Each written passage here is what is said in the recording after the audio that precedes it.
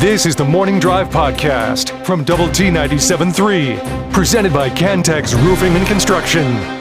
I'm Mike Hebert, owner of Cantex Roofing and Construction. Every day is game day, and we'll get it right when it comes to your roofing, construction, windows, and mirrors. Call Cantex Roofing and Construction today. Together, we are one serving you. Jamie, could you do a quick Tech baseball preview? What should we expect? Hopefully better than last season. I think you're looking at a pretty talented offense with a lot of returners and some really talented guys added to the mix, so there won't be a lot of new names when it comes to the offense. I think Connor Schaus is a new guy that you'll definitely see a lot of, whether it be at second base or third base. I think you'll see Lincoln Garcia be the starting shortstop, and he appears to be a star in the making. He's a freshman, a redshirt freshman. He played a year of prep ball, but originally a Vanderbilt commit, and he is legit. He is a five-tool kind of guy, and looks like he's going to be a college baseball star. So I hate to put a lot of pressure on the young man as a freshman, but he looks like he's going to be really good. It may not be a superstar right off the bat, but over the next 2 or 3 years, if you can keep him here, he's got a great chance to be a big-time player for you. The big question mark is the same question mark that you've had over the last couple of seasons. Can you be better on the mound? Mm-hmm. And a lot of it, you've brought in some new guys who are going to factor in, absolutely, but a lot of it is going to be, can the guys that you've had, the last couple of years, can they develop? Can they take it to that next level? And a lot of times you see that after the first year or the second year, whatever, guys start to really settle in. And so you've got a new pitching coach this year in Steve Foster, and you've got Steve Merriman that's come in to be the director of pitching. And so you've got two guys with a ton of major league and college experience that have come in to work with these guys. And I can tell you they're definitely doing a lot of things differently over there, especially when it comes to what the pitchers are doing. And, hopefully the group is going, the two of them together are going to be able to kind of get your head in the right direction as far as pitching goes this season. So some, like I said, there's a lot of guys returning that you'll recognize on the mound for the Red Raiders. Just a matter of them kind of improving upon where they've been and using the bumps in the road from the last couple of seasons to be better this year. You need some luck too from a health standpoint, don't you? As well, a little bit. Every team does. Yeah, every team does, but it kind of feels like you're due, but. Yeah, you've had some issues there. There's no question. I mean, Jacob Rogers is a prime example of that, and Parker Hutera, both of those guys, should have been key figures for you last year, and Jacob missed most of the season and came back at the end and just wasn't himself yet. And then Parker Hutera was really good when he was in there, but then missed time 2 separate occasions, and that cost you desperately in a couple of series when you really could have used him as a bullpen guy. And I wonder a little bit, as good as Parker has been, I almost think that they might use him as a starter this year.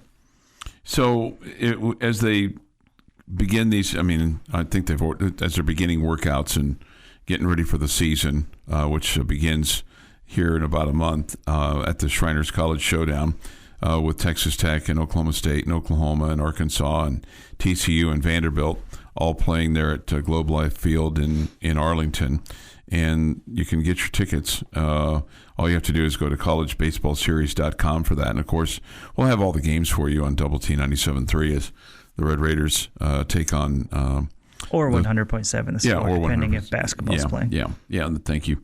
But as you start the season, how many positions would you say are open in terms of starting slots?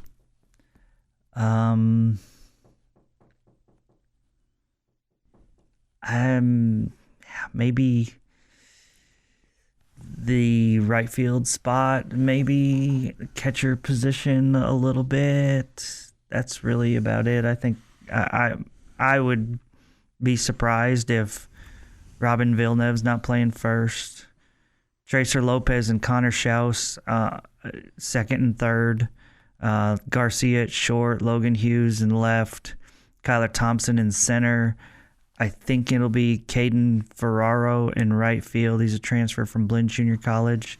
But Jay Souza, obviously, who started at the end of the year in right field last year, he's going to be in the mix there in both center and in right. The catcher position has three. Davis Rivers, who, last year showed you a lot of pop at the end of the year when he came on strong, but he's got to, cut down on the strikeouts and improve on the batting average. But two guys, Matt Quintanar, another Blinn transfer who hit above 400 a season ago, can really throw from back there, and AJ Goitia, originally a Miami, played for the University of Miami. He's a guy as well. So they have three veterans, and Goitia's got some serious pop. So they got three veteran catchers that I think all will see time. I think they could factor into the DH spot. And I haven't mentioned Hollis Porter yet. He was the first guy who got out of the transfer last year, big left-handed hitter from Maryland. He's a first baseman. But I don't think Robin Villeneuve's an elite defender and was one of your best hitters last year, probably behind Logan Hughes and Damian Bravo. But he led you in average and on-base percentage and second in RBI and those kind of things. I just think Robin's going to get the majority of the reps at first. So I think that Porter will factor in at first base. He can play a little third too. So we'll see about that. But it feels like it's pretty. The lineup is pretty stable as far as what I expect to run out there on February the 13th. Okay, well, but that's my expectations. I mean, Tim Tadlock may have completely different thoughts than me. If he were sitting here, would he say, "Jamie, every spot's open"? He would. He would say all 9 of them. He would say all 9 of them. He'd say, and then what about like your weekend pitching? Is that still to kind of be determined a little bit? That's definitely still to be determined. Yeah, I think, Jackson Burns, I think, is one guy that I would be really surprised is not in there. He's a redshirt freshman. He was the young man that started the opening weekend last year and then got sick and missed the rest of the season for the Red Raiders. There's just so many other guys. Kason Renari, the transfer from Hawaii, that I think is in the mix for the starting rotation. As I said before, Parker Hutera, I think, could be one. Ryan Free, who was here and then left, and now he's back. I mean, that's another guy that could be in the rotation. Connor Mohan, who showed flashes, but also showed flashes of wildness, like most freshmen do. I mean, there's a lot of guys that are fighting for those weekend spots. All right, all begins February the 13th, 11 a.m., first pitch, Tech in Oklahoma. We'll have that game for you here on Double T 97.3. The Morning Drive podcast from Double T 97.3 is presented by Cantex Roofing and Construction. The Morning Drive, time for this day in sports history. Today is January the 15th, 2026. We're halfway through the month already. Here's Jeff McGuire with this day in sports history. Starting in 1892. And if we're going back this far, it's got to be good, right? Mm-hmm. Hope so.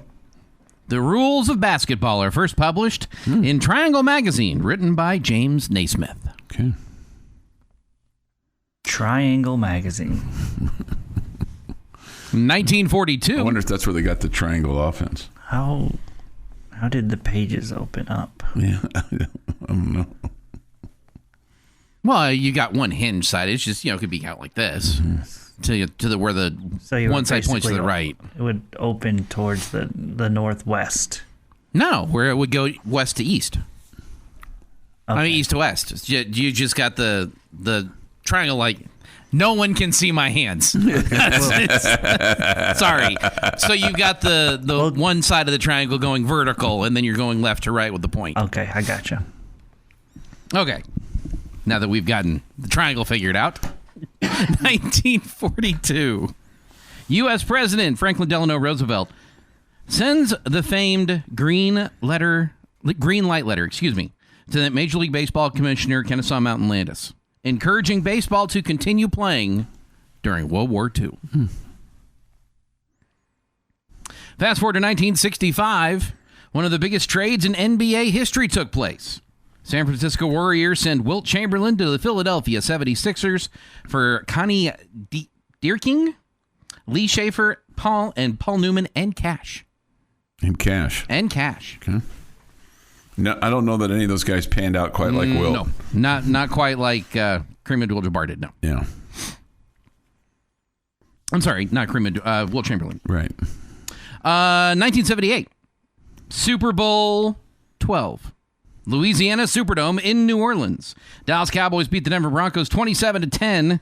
Harvey Martin, Dallas defensive end, and Randy White, Dallas defensive tackle, were your MVPs. I think those are the only two co-MVPs in Super Bowl history. I think that's right. 1994, every NFL quarterback took a sigh of relief. You could hear it across the country. Lawrence Taylor announced that he was retiring from the NFL. He's a bad man. In more ways than one. In more ways than one. And in 2014, Jay Crockett had 19 points. Todd Rigocher added 17, and the Red Raiders knocked off number 12 Baylor 82-72 for their first Big 12 win of the season. It is National Strawberry Ice Cream Day. Not strawberries in your ice cream, but Strawberry Ice Cream Day. I like either. I hate it, though, when you have strawberry ice cream and there's like a frozen, hard, like almost full strawberry chunk of strawberry. Yeah. Happy birthday to Pitbull, who's 45. Drew Brees, 47. Deebo Samuel is 30. Randy White, 73. And Delano DeShields is 57. And on this day, in 1981, I think I bring this up every year on this day because it's my answer to the question of, well, what TV show would you want to see remade? Do you have a guess? You look like you're about to guess. I thought you were going in a different direction. I don't have a guess. A-Team. No. That could be fun, but no. Hill Street Blues, television's landmark cops and robbers drama, debuted on NBC on this day in 1981. Hill Street was set on an anonymous northern city, although the exteriors were all shot in Chicago. It was the first real attempt at television to portray police officers as fallible human beings. Each episode began at the 7 a.m. roll call, led by their sergeant. Close the roll call with the trademark refrain, "Let's be careful out there." Without Hill Street Blues, you don't get NYPD Blue. Right. You don't get any of the grittier crime cop shows that we've seen recently. Would love to see a redo of Hill Street Blues. How do you feel about NBC's proposed redo of the Rockford Files? I wasn't a huge Rockford Files, to begin with. Okay. So I'm indifferent of it. If it's good. I also don't trust NBC's scripted television as far as I can throw it. They like putting out really good shows and then canceling them because they weren't like Friends, like Success. Okay. Thanks. Get me hooked on a show and then you cancel it. Right. 4 years in a row. It's just hard to recreate Jim Rockford and James Garner in that role. There's fun actors out there. And then Rocky, his dad. And that is This Day in Sports History. All right, This Day in Sports History. Thank you, Jeff. 6:50 this morning here on the Morning Drive. Thoughts, comments, Yates Flooring Center chat line. Go to double-T973.com for that of the mobile app. The Visual Edge IT hotline is open too at 806-771-0973. What did you make of, I thought this was kind of strange. You would have thought that they would have known this, of Dante Moore, the Oregon quarterback, saying, I don't think I'm going to go to the NFL. I'm going to go back to Oregon. You would have thought who would have known it? Oregon would have known that before they got themselves the other quarterback. They got Dylan Raiola, the guy from Nebraska, who... Yeah, that seems a little unfair. I would have. I think everybody expected him to go. Yeah. Yeah, I think it's a surprise that he's coming back. He's projected to be the number 2 pick in the draft. Yeah. So not a lot of guys are coming back for that. So or from that. So I think Oregon was probably as surprised as the rest of us. Yeah, and last year's number 2 pick, Travis Hunter, according to this ESPN article, made $46.65 million, which is fully guaranteed. That's That's way more than Mr. Moore is going to pick up in NIL money. I mean, some of these... he made $46 million for 1 year? No. Yeah. It's guaranteed. That's over the course his 4 of years. Yeah, it's over the initial 4 with the initial deal is guaranteed at $46 million. Mm-hmm. But my point is, a lot of these, hey, I'm going to go back and play school another year, is they can make more going back to their school than they can getting drafted and going to the NFL. Maybe he wanted to finish his degree. Maybe so. Maybe being the number 2 pick isn't what he wants. Maybe he wants to be the number 1 pick. Maybe so. Maybe so. It's just... Or maybe, just maybe, he really likes being an Oregon Duck. Yeah. And really likes the coach and the scheme and likes the players that he's playing with and values his education, and his girlfriend still has another year left.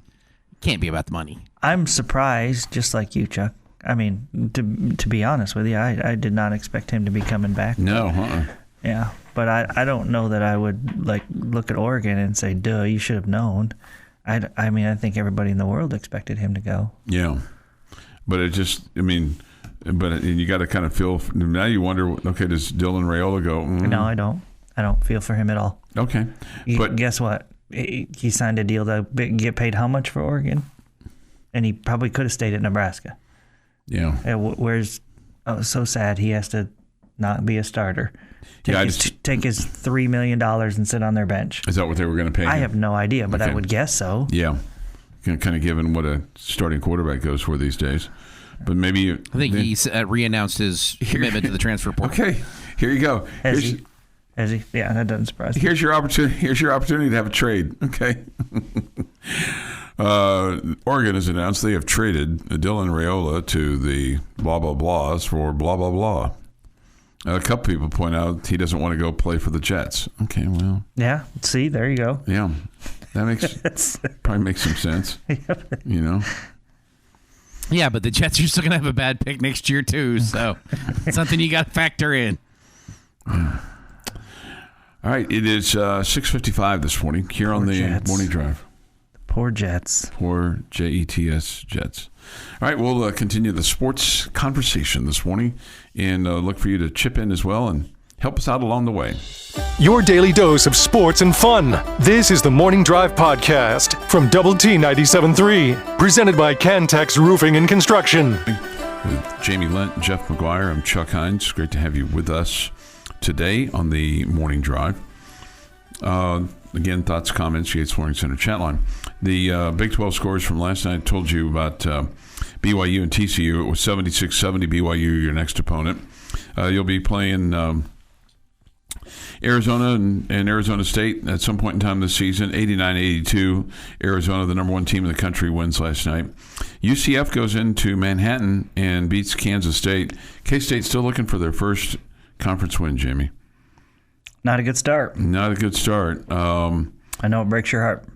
It does. UCF 14-2 on the season. So how about that? And then Cincinnati wins at home over Colorado 77-68 last night. And of course, Texas Tech winning 88-74. Among the games on Saturday, in addition to Tech and BYU, Iowa State goes into Cincinnati. UCF plays at home against Arizona. That'll be interesting to see. Okay, what does UCF really have? Mm-hmm. You know, do they have something there? And then Colorado plays at West Virginia, so they stay on the road to take on the Mountaineers, and K-State's at Oklahoma State. There is a Big 12 game on Sunday. The 7th-ranked team in the country, Houston, plays host to Arizona State. And there's one on Friday. On Friday. Okay, I missed that one. That's Kansas and Baylor in Lawrence. Okay. All right. And again, as far as the standings are concerned, UCF is 3-1 on the season. Maybe old Johnny Dawkins is doing something there. Looks like it. Yeah, looks like it. All right, Grant McCasland will be on the radio tonight. We'll have Red Raider basketball with Grant McCasland at 6. Last night, after the game, he was asked about his defense and asked specifically the biggest changes that he's seen defensively in his team.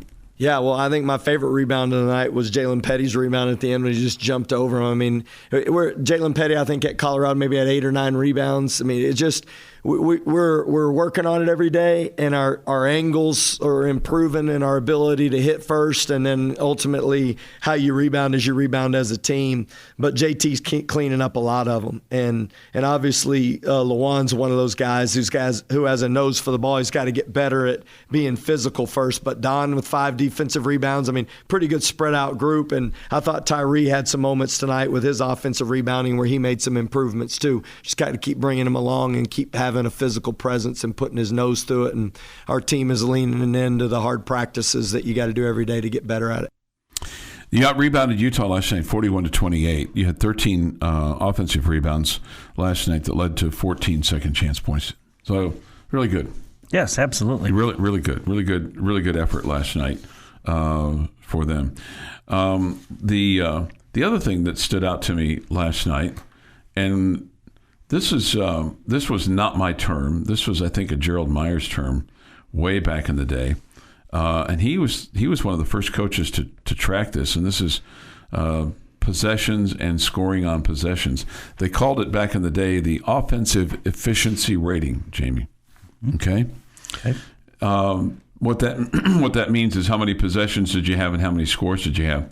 Red Raiders last night had 69 possessions. They scored on 38 of them. The general theory is anything more than a point per possession is good. Okay. 1.275 for the Red Raiders last night. It's pretty good. They're a really good offensive unit. Yeah, and again, we've talked about this, and you've made this point numerous times. Offense isn't your problem. So, and it wasn't last night because you put up 88 points. You score 88 points in a Big 12 game, you're going to win a lot of them. You would think so. I would think so. Unless you're really bad on defense. So here's something that you brought up earlier about what you didn't do last night, maybe in defending against the three in terms of the open shots. And Coach McCaslin was asked about preparing to defend the three against BYU after Utah found success there last night. Well, I think it's about who's shooting them, more than anything. And if you ask me, 21, Abby, it was a guy that we shouldn't have closed out as much, but he hasn't been making a ton of threes. He goes 2 for 14. It was Sanders who I felt like those were horrible closeouts, and we had a couple of really bad ones. And then, I think you get with Dawes, and you got to pick your poison a little bit because he's a good driver and he puts his head down, but he had too many rhythm ones. I mean, you got to be able to do both. In this league, you got to be able to be and help and close out the correct direction with pace and get your feet out there and take away rhythm. And I mean, he had two easy rhythm ones. Don McHenry, he had a couple that were obviously open, but their ball screen coverages are tough to play against, man. They play so fast and wheel people around. I told them, let's err on the side of guarding the ball so that we can keep it out of the paint and make those guys shoot contested threes. And it wasn't great, but obviously it's who's shooting it that concerns me more than anything. Dawes was 4 of 6, and McHenry was 3 of 6, and then Abby, he said 2 of 14. He meant 2 of 4 because that's what he was last night. They were 12 of 25. I'm just impressed that he knows their names as opposed to just saying 8 or 21 or 3, because that's usually what coaches do. Because they're like, when they're watching so much film, 8, because they go from watching this team to the next team, and they're watching, game after game after game after game. Yeah. It's good. Sure. It's good. Yeah. I bet a lot of the coaches know the names. It's just easier to throw out the numbers. Yeah, you probably don't have to think about it. Yeah, but I mean, just when you're standing there at the podium or sitting there at the podium, and you don't necessarily have all the stuff in front of you. And maybe he's got a box score in front of him when he's talking about that. But yeah, anyway. So I don't know if that makes you feel any better or not, but at least they got a plan. You got to just execute the plan, right? Yeah, no doubt.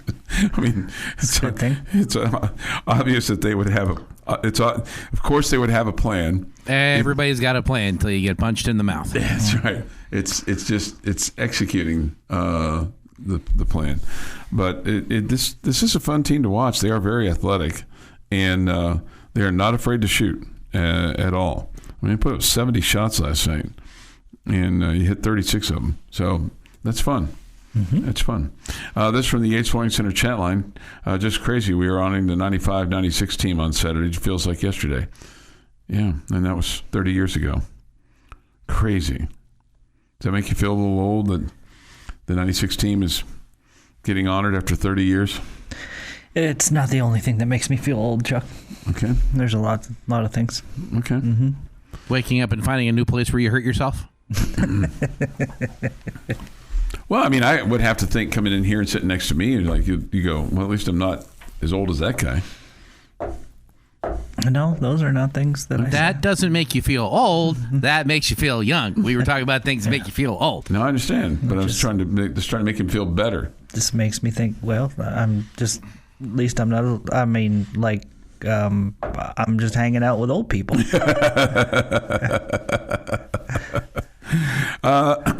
This from the Yates Flooring Center chat line. Is it just me, or am I happily surprised that we are still in a position to be a, quote, top 4 or really top anything after the inconsistency of performance out of this team at this point? Yeah, and that's kind of what I talked about before the Duke game. I don't think that we had super high expectations. Mm-hmm. And then I kind of feel like that changed a little bit after the Duke win. Okay. Understandably so. We saw where the ceiling could be for this team, which was obviously very high. The Morning Drive podcast from Double T 97.3 is presented by Cantex Roofing and Construction. Jamie's question of the day on Double T 97.3 is brought to you by Connecticut of West Texas.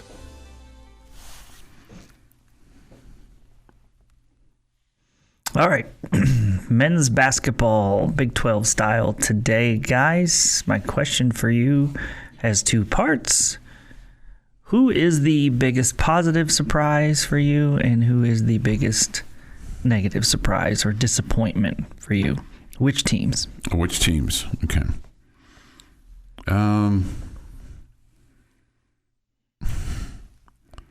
Feels like maybe I just didn't do a good enough job of researching. But I mean, Arizona, the number 1 team in the country. That if you'd have said that, I mean, look, they've always been a really good basketball team and program, but number 1 in the country, mm-hmm. I don't think I would have picked that. And I think, and maybe this is just kind of where they are right now.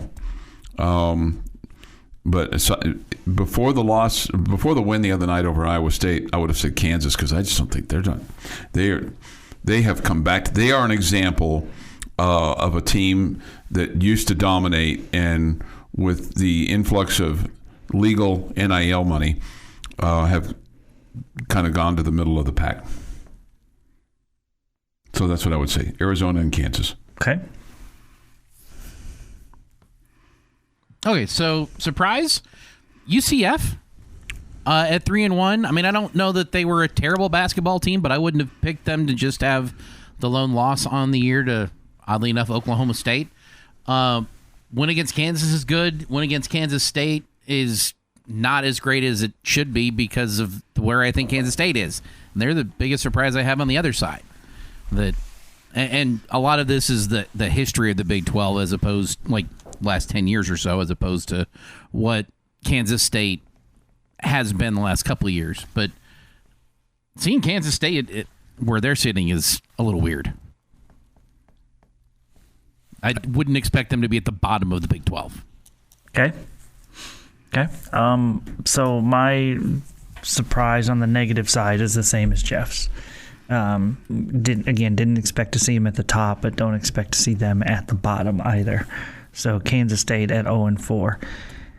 I may have agreed with you, Chuck, and gone with Kansas if they had lost that game to Iowa State the other night. But the fact that they even things out, they're right there still in the mix. So I think I'd take Kansas off the list in that regard.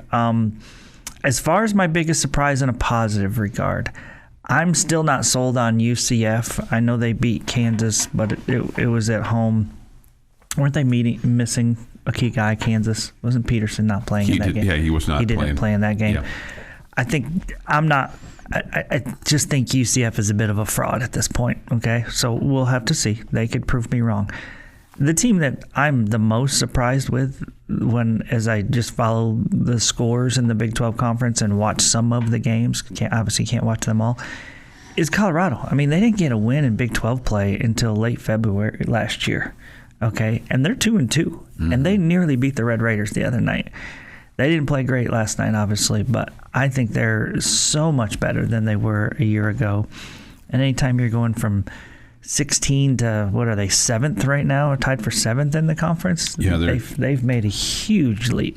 So I think they legitimately look like a much, much better basketball team. UCF could prove me wrong because they've taken a big step forward too, but I just feel like the schedule has played well for them so far, and we'll see what happens the rest of the way. The other team I would say that I'm a little surprised on the negative side would be Baylor. Yeah. I figured they'd be in the top half of the league at least, usually in the top 5, and they are not playing what Scott Drew would call good basketball. I would agree. That's a good answer. Mm-hmm. Yeah. So if you have a thought on that, hit us up. Yates Flooring Center chat line. Go to doublet973.com for that, of the mobile app. The Visual Edge IT hotline 2 is open at 806-771-0973. I wonder if West Virginia's, they've got some success. 11-6 and 2-2. They have a win over Kansas at home last Saturday. I wonder if that's quelled the Bob Huggins talk. What Bob Huggins talk is just the people loved him, and some wanted him back, and I just was thinking out loud. Okay, yeah, I hadn't heard any Bob Huggins talk. No, that's what I'm saying. I wonder if it quelled it. Put the kibosh on it. Are you insinuating that there were people that wanted him to come back and coach the team? Yeah, I think so. Are they all in that room? No. Okay. Which would be a room of 2 that would be just one person. Yeah. Yeah. Who are you hearing this from? No, I didn't. Nobody. I didn't hear this from anybody. Just some stuff that I'd read prior to they made this guy the coach. But they're 11-6 and they're 2-2 in the conference, and maybe they've quelled the talk.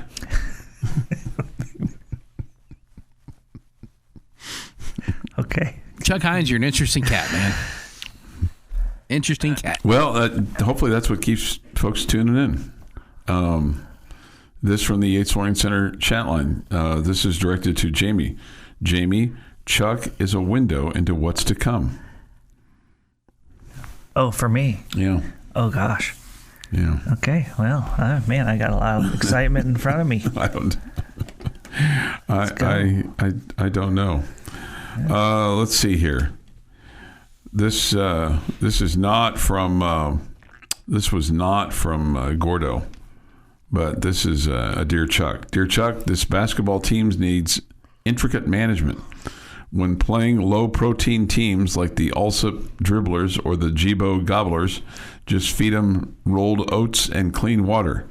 When playing the Toughs, feed them high-protein sweet feed and a cup of calf mana apiece. Yeah. Okay. Yeah. That was deep. Yeah, that was deep. It wasn't a great Gordo communique. Your daily dose of sports and fun. This is the Morning Drive Podcast from Double T 97.3, presented by Cantex Roofing and Construction. I got a couple things I want to pick your brain about, but I saw this last night and I thought this was interesting. This is the Baseball Writers Association of America have been casting their ballots for the Baseball Hall of Fame, and that will be announced next week on June the 20th. Okay, and one writer has revealed his ballot, and his name is he's in his second year of voting. Okay, and so he's revealed his entire ballot, including what the ballot looked like, which I'd never seen what the ballot looked like. His name is Matt Snyder. Okay, so here's who he's voted for this year. He's voted for and he did 10. They can vote for 10, and he did 10. Bobby Abreu, Carlos Beltran, Mark Burley, Cole Hamels, Felix Hernandez, Andrew Jones, Dustin Pedroia, Andy Pettitte, Jimmy Rollins, and Chase Utley. Okay. Any issues with any of those? Who was the second name you mentioned? Bobby Abreu? What was the first name I mentioned? Okay, who was the second one? Carlos Beltran. Okay.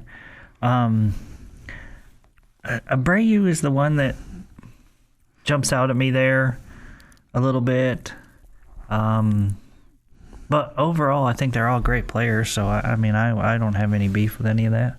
He said, his line is, in terms of the steroids and stuff like that. My line is, if a player were caught by Major League Baseball using PEDs and suspended, once there was a system in place, I'm a no. Say goodbye, Alex Rodriguez, Manny Ramirez, and Ryan Braun. Okay. If not, the only thing that matters was on-field performance. So Andy Pettitte is fine. Andy Pettitte admitted, but he wasn't suspended. Yeah, that was before before everything was put in a line. He said, with regard to Carlos Beltran, he said he would have already been in if not for the Astros sign stealing scandal. As a player, he was a Hall of Famer, no question. You'd agree with that, right? Yeah, I can get behind all that. And he definitely was a Hall of Fame player. He said in somewhat of a similar ballpark as Andrew Jones.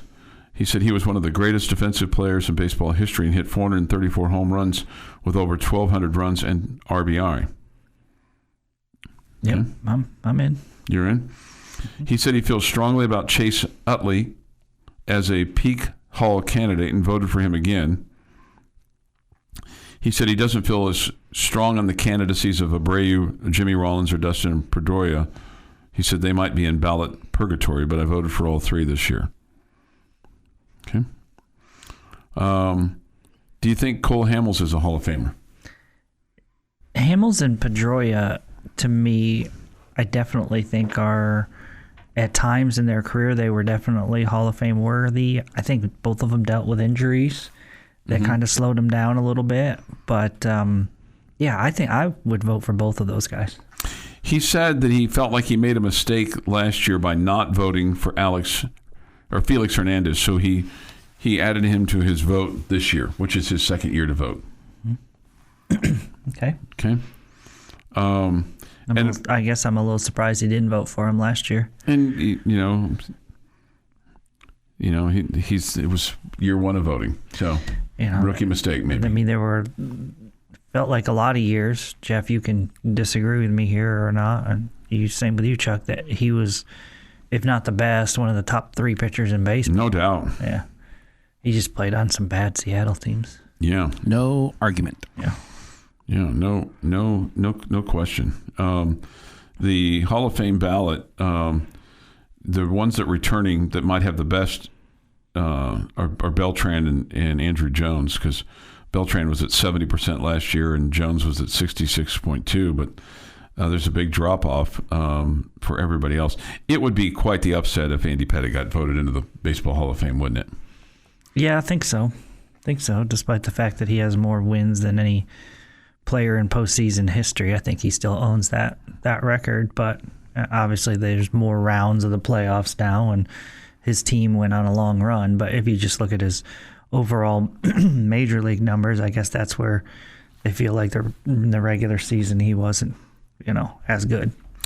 All right, so I think he's one of those guys that nobody's going to be up in arms over it, because you always felt like he was really good. Mm-hmm. But at the same time, like, for example, what we just said about King Felix, I don't think anybody ever said, one of the top two or three pitchers in baseball, that's Andy Pettitte. I don't think that anybody ever said that.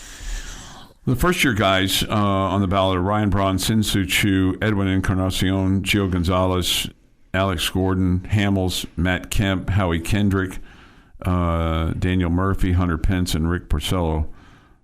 Any of those guys get in on the first ballot? Maybe not first ballot, but I think Hamels. Mm-hmm, eventually. Yeah. Give me the list one more time, please. Okay, sure. Ryan Braun, Shin-Soo Choo, Edwin Encarnacion, Gio Gonzalez, Alex Gordon, Hamels, Matt Kemp, Howie Kendrick, Nick Markakis. Markakis. Okay. Daniel Murphy, Hunter Pence, and Rick Porcello. I don't know about any others. I would not be shocked if Shin-Soo Choo gets in.